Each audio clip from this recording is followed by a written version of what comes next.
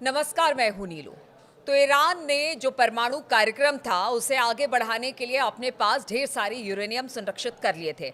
अब ऐसे में कहा जा रहा है कि जब इजराइल ने हमला किया, अमेरिका ने हमला किया उसके तमाम परमाणु ठिकानों पर, उसके बाद बहुत सारा यूरेनियम बताया जा रहा है उत्तर कोरिया चला गया है। अब यहाँ पर किस तरह से कार्यक्रम ईरान का जो है परमाणु कार्यक्रम उसे आगे बढ़ाया जा रहा है, क्योंकि ये कहीं ना कहीं अमेरिका और इजराइल के माथे पर चिंता की लकीर जरूर खींच रहा है। अगर ये ईरान से उत्तर कोरिया चला गया जो संरक्षित यूरेनियम था। इस पर बातचीत करने के लिए मयंक हमारे साथ है। मयंक, अगर जिस यूरेनियम की बात हो रही थी कि नष्ट कर दिया जाएगा, खत्म कर दिया जाए, इसी को लेकर ये कलेश मचा, एक तरह से कह लीजिए कि जिस तरह से हमला अमेरिका और इजराइल ने किया, अब इसके बाद कहा जा रहा है कि यहाँ से जो यूरेनियम था उसे उत्तर कोरिया भेज दिया गया है। ये कितनी बड़ी चिंता की बात अमेरिका हो या इजराइल के लिए? देखिए, इस पे सबसे बड़ी बात जो इस समय की लेटेस्ट खबर आई है वो कि ईरान का जो फोर्दो न्यूक्लियर पावर प्लांट है उसके पास काफ़ी ज़्यादा हलचल देखी जा रही है। ये सैटेलाइट इमेजेस, जो लेटेस्ट सैटेलाइट इमेज आई हैं, वो बता रही हैं कि ईरान का जो फोर्दो है जिसके ऊपर B-2 बॉम्बर्स से GBU-57 bombs, bunker buster bombs गिराए गए थे, वहाँ पे अब बहुत बड़े पैमाने पर तेजी से काम हो रहा है। वहाँ पे बाहर जो है काफ़ी सारे ट्रक्स दिखाई दे रहे हैं और मिट्टी निकालने वाली जो मशीनें हैं वो दिखाई दे रही हैं और काफ़ी सारे डंपर्स हैं जो कि मिट्टी को ले जा रहे हैं। तो एक बात तो साफ है कि जैसा कि पहले ईरान ने कहा था कि ना हम किसी के डर से अपना कार्यक्रम रोकेंगे और यूरेनियम एनरिचमेंट हमारा अधिकार है और ईरान इसे जारी रखेगा। जो सुप्रीम लीडर है अली खामेनी साहब, उन्होंने भी ये बात साफ कह दी थी। उसके बाद देखिए, अब जो इमेजेस आई हैं उसमें फोर्दो के आसपास तेजी से मूवमेंट और गतिविधियां दिखाई दे रही हैं। अब जो आपका सवाल है कि क्या ईरान का जो 400 किलो एनरिच्ड यूरेनियम है क्या वो नॉर्थ कोरिया चला गया है? देखिए, ये तो एक 400 किलो यूरेनियम की बात बताई कि ये क्या ये नॉर्थ कोरिया चला गया, क्या इसे भेज और दिया क्या गया ये है? पॉसिबल है? और हाँ, अब देखिए इसमें जो है आप एक बात समझिए, अमेरिका के पूर्व NSA हैं, राष्ट्रीय सुरक्षा सलाहकार जो हैं जॉन बोल्टन, इनकी तरफ से 4 बड़े दावे किए गए हैं जो बड़े हैरान करने वाले हैं आपको। ये कौन कह रहा है? अमेरिका के एक्स NSA पूर्व राष्ट्रीय सुरक्षा सलाहकार जॉन बोल्टन है, वो कह रहे हैं। ये हम नहीं कह रहे, ये ईरान नहीं कह रहा। अब सुनिए ध्यान से ये क्या कह रहे हैं। इनका पहला दावा है ईरान के एटम बम वाले प्लान में किम जोंग का अहम रोल है। ये अमेरिका के पूर्व NSA कह रहे हैं कि जो किम जोंग हैं ये मदद कर रहे हैं ईरान के एटम बम बनाने को लेकर। हालांकि कुछ दिन पहले का ये बयान है, जब युद्ध विराम हुआ उसके कुछ दिन के बाद ही ये बयान आया था। अब देखिए, अब दूसरा इनका बड़ा दावा है कि गुपचुप तरीके से ईरान की मदद कर रहा है नॉर्थ कोरिया। ये इन्होंने दूसरा दावा किया है कि नॉर्थ कोरिया जो है वो लगातार गुपचुप तरीके से जो है न्यूक्लियर कार्यक्रम में ईरान की मदद कर रहा है। तीसरा दावा इन्होंने किया है कि नॉर्थ कोरिया में ईरान के परमाणु प्रोग्राम का एक हिस्सा मौजूद है। ये देखिए तीसरा और सबसे बड़ा दावा है। इनका कहना ऐसा है कि ईरान का जो परमाणु प्रोग्राम है उसका एक हिस्सा जो है वो नॉर्थ कोरिया में चल रहा है। यानी इनका कहने का मतलब ये है, जो चौथा दावा है वो ज्यादा आप क्लियर समझेंगे उससे, नॉर्थ कोरिया में भी ईरान का अंडरग्राउंड परमाणु सेंटर है। इनका कहना ये ऐसा है कि नॉर्थ कोरिया में एक अंडरग्राउंड न्यूक्लियर फैसिलिटी ईरान की है जो नॉर्थ कोरिया में काम कर रही है।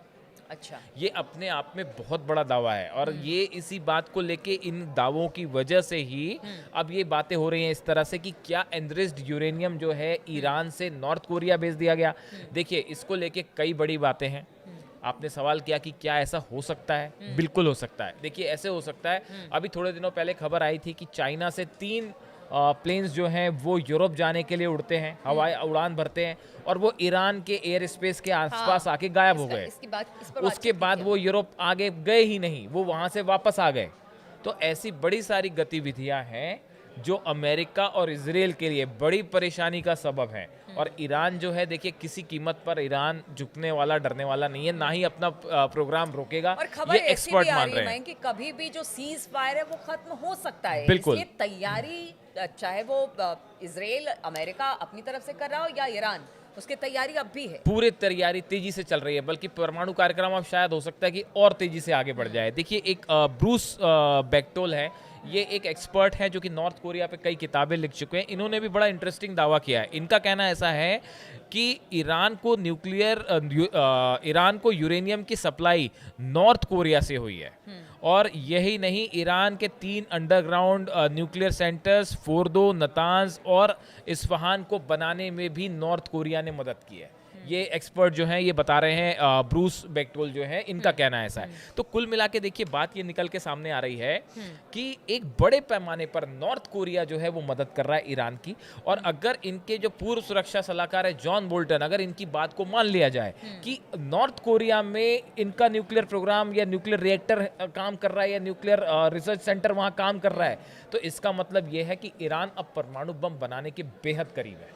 और अगर ये यूरेनियम बचा हुआ जो 400 किलो यूरेनियम है, अगर ये नॉर्थ कोरिया सप्लाई हो जाता है तो ये तो एक बड़ी चीज़ हो जाएगी। अच्छा, चूंकि देखिए इस वक्त ईरान में जितने भी परमाणु कार्यक्रम जहां जहां पर थे उनको जिस तरह से तबाह किया गया, और ट्रंप ने भी कहा कि हमने भारी तबाही, हालांकि अली खamenei ने कहा कि बहुत ज़्यादा तबाही नहीं हुई है, 4-6 महीने हम पीछे ज़रूर हुए, लेकिन ट्रंप का दावा।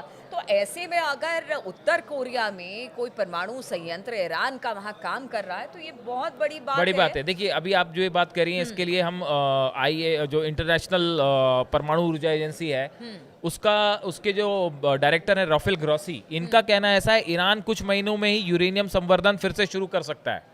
ट्रंप जो दावे कर रहे हैं उसके उलट तो अब जो है IAEA के चीफ जो है वो ये कह रहे हैं कि भाई ईरान को ज़्यादा नुकसान नहीं है और जल्दी शुरू कर देगा वो। दूसरी तरफ विदेश मंत्री अब्बास अराक्ची का एक बयान आया है, उन्होंने कहा है हम अमेरिका के साथ सीधे संवाद के लिए तैयार नहीं है, हम सीधा अमेरिका से बात नहीं करेंगे जब तक वो ये गारंटी नहीं देता कि बातचीत के दौरान कोई हमला नहीं होगा। अमेरिका हमला ना करने की गारंटी दे तभी हम न्यूक्लियर टॉक्स करेंगे, वरना हम बात ही नहीं करेंगे। और दूसरा जो सुप्रीम लीडर है उनकी तरफ से, अली खामेनी साहब, उनकी तरफ से उन्होंने पहले ही कह दिया था अमेरिका को कुछ हासिल नहीं हुआ है, और ट्रंप ने जो दावे किए तबाही के ईरान में वो बड़ा चढ़ा कर किए, उस हकीकत नहीं है।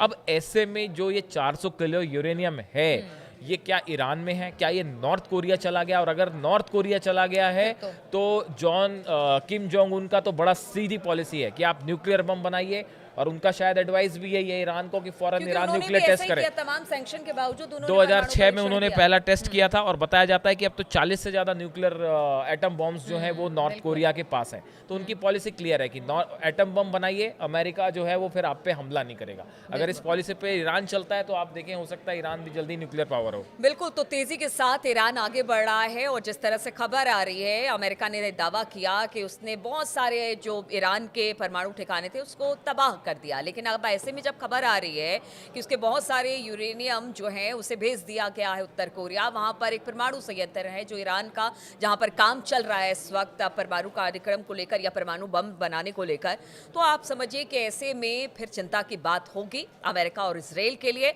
और बहुत जल्द ये कहा जा रहा है कि हो सकता है जिस तरह से अमेरिका और इजराइल की मंशा है, ईरान इस पर तेजी के साथ काम करे और परमाणु बम भी बना ले। अब देखना होगा आगे इस पर क्या होता है। बातचीत लगातार हमारी जारी रहेगी, आप बने रहिए हमारे साथ और देखते रहिए हमारी बातचीत को। और अगर हमारी बातचीत आपको पसंद आती है, हमारी चर्चा आपको पसंद आती है, तो आप कमेंट ज़रूर करके हमें बताएं।